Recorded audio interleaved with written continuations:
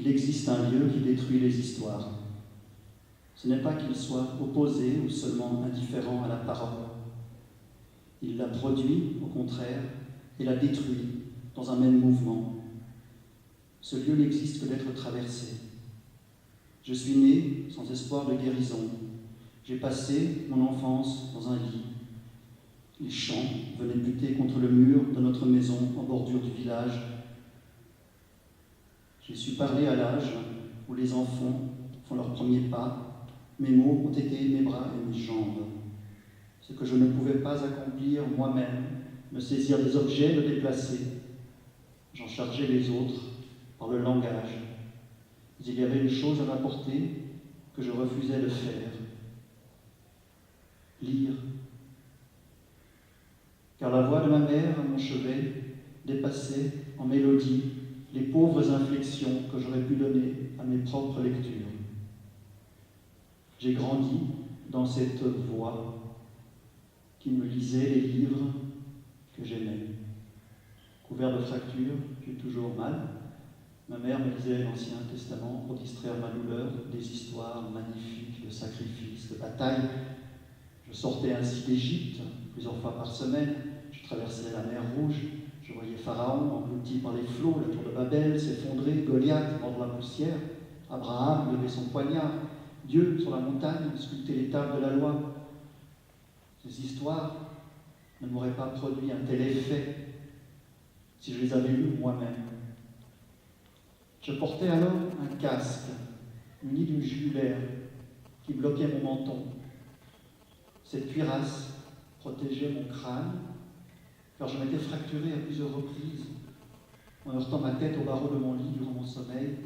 Je parlais donc avec les dents serrées comme un boxeur groggy qui répond à l'arbitre après avoir pris un coup. J'avais aussi cette manière des boxeurs de se balancer d'avant en arrière pour ajuster leur corps au rythme du combat. Cette manie et mon casque m'ont valu le surnom de rhinocéros. Ces textes n'ont pas seulement ouvert l'esprit, ils sont aussi devenus mon corps. Comment la littérature, toute de nuances, de faux fuyants, qui ne nous aide pas à comprendre la vie, mais à en faire notre demeure, qui nous désoriente avec bonheur, multipliant les chemins des écoliers, les occasions de faire l'école buissonnière sur la ligne droite qui mène du berceau à la tombe, aura-t-elle le pouvoir de commander la matière? Je l'ignore, j'en ai fait l'expérience, je m'en émerveille chaque jour. Mes blessures se sont raréfiées au cours des années, tandis que ma mère poursuivait ses lectures. Encore trop fragile pour affronter le monde, je restais allongé, libéré de mes plâtres, jouissant de la légèreté de mes draps, du moelleux de mes coussins et de mon édredon. Un après-midi, je m'en souviens très bien, nous venions de terminer le grand môle, je me suis redressé. J'ai senti mes jambes prêtes à me porter. Je me suis assis au bord du lit, je me suis levé. J'étais Augustin Maulne, grand, mystérieux, au seuil de la vie. Je ne saurais expliquer ce prodige. Les longs rideaux verts traînaient sur le sol, ils laissèrent entrer le jour plus pur. Tout se passait comme si j'avais été une masse inerte dépourvue de charpente, une sorte de ciment liquide dans lequel les phrases se plantaient comme des tiges d'acier. Peu à peu, ces barres compactes de lettres ont remplacé mon maigre squelette.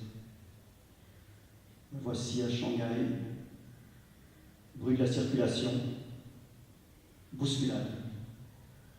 Une valse lente s'engage entre ce géant et moi. Je suis emporté par la masse incohérente de ce qui se produit dans cette ville et par le poids de mon propre corps, structuré par les phrases.